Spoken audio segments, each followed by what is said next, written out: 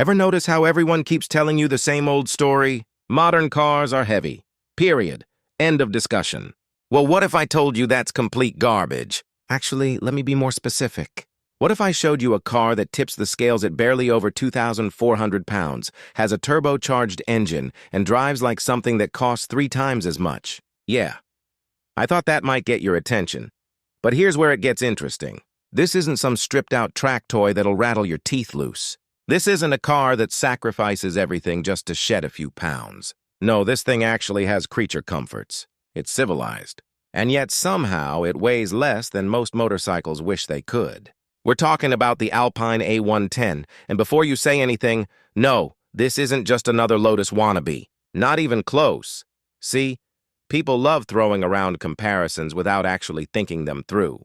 Everyone calls this a modern Elise, but that's lazy. Dead wrong, actually. This car stretches out 21 inches longer than an Elise. Put it next to a Porsche 718 and suddenly you realize they're practically twins in terms of size. But the philosophy? That's pure McLaren territory. Imagine someone created a McLaren for people who aren't billionaires. A McLaren that doesn't require you to sell a kidney just to afford the insurance. That's what we're dealing with here. And you know what else people love to say? French cars are garbage.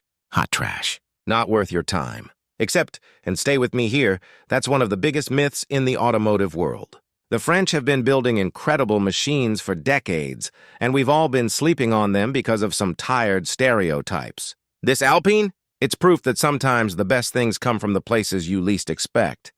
Now let me take you back, way back, because understanding where this car comes from is crucial to appreciating what it is today. Alpine as a brand isn't some modern marketing gimmick. This is Renault's racing arm, their performance division, and the story of how it all started is absolutely wild. Picture this. It's 1899, and the Renault brothers are just getting their company off the ground. They know what every smart manufacturer knows. Win on Sunday, sell on Monday. Racing proves your mettle, literally and figuratively. So they go racing. Hard. But then tragedy strikes in 1903. Marcel Renault dies in a racing accident, and everything changes. The surviving brother makes a call. No more racing. Instead, they're going to focus on building cars for everyday people. The French version of Volkswagen, if you will. And speaking of Volkswagen, here's a crazy connection. Renault actually saw the original plans for what would become the Beetle. They studied that rear engine layout, those swing axles, that separate floor pan and body construction. Then they basically said, we can do that too. The result was the Quatre Chevaux, the 4CV, which rolled out in 1947 looking suspiciously familiar to anyone who knew their Volkswagens. Remember that floor pan detail because it matters later. Meanwhile, in a small French town, a dealership got damaged during the war. Nothing unusual there. War tends to break things. But the owner had a son named Jean Redelais, and in 1946, he handed the keys to this 24-year-old kid. Suddenly, Jean became the youngest Renault dealer in the entire country. Not a bad start, right? But selling cars wasn't enough for young Jean. A few years into running the business, he started rallying for fun. And the thing about Jean Redelais? The man was fast. Ridiculously fast. In 1950, he won his local rally. Next year, Monte Carlo Rally. Year after that, he absolutely dominated his class at the Mille Miglia, finishing 17th overall in a car that had no business being that competitive. Here's my favorite part about Redelais, though. This man had style. While other rally drivers would stumble out of their cars after multi-day events looking like they'd been dragged through a hedge backwards, Jean would emerge perfectly groomed, clean-shaven, crisp suit, looking like he just left a board meeting. How? Because he was so much faster than everyone else that he had time to check into a hotel, shower, shave, change clothes, and still win with time to spare. That's not just talent. That's making a statement, Renault noticed. Of course they noticed. They started backing him officially. But support wasn't enough for Redelais. He wanted more. He developed his own 5-speed transmission to replace the factory 3-speed.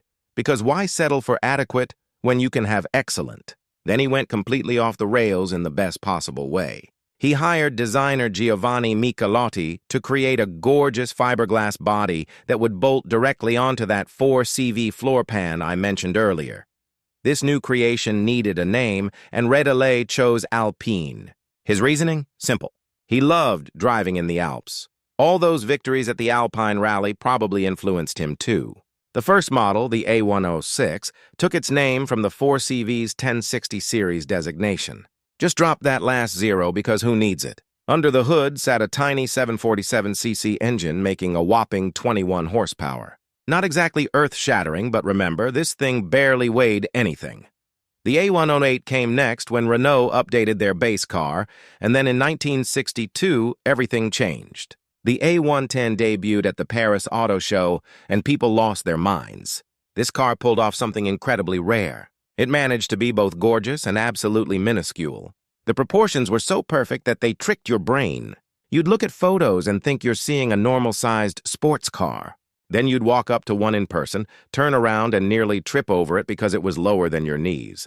Production kicked off in 1963 with cars weighing under 2,400 pounds. That's lighter than most golf carts. And with so little mass to move around, even 50 horsepower felt adequate. But 50 didn't last long. That number eventually ballooned to 140 horsepower, and suddenly these little Alpines were genuinely quick. The engines grew too, starting under 1 liter and eventually reaching 1.6 liters. By 1968, Renault started selling Alpines through their own dealerships. Clever strategy there. If the cars crashed and burned in competition, Alpine took the blame. But when they won? That reflected beautifully on Renault. And boy, did they win! The 1971 Monte Carlo Rally wasn't just a victory. It was a domination. Alpine didn't just take the podium.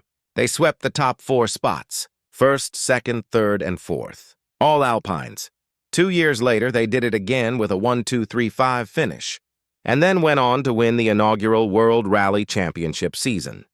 Despite all this success, the rest of the world barely knew these cars existed. France kept them as their little secret. But whenever an English-speaking journalist actually got seat time in one, the reviews were absolutely glowing, like suspiciously positive.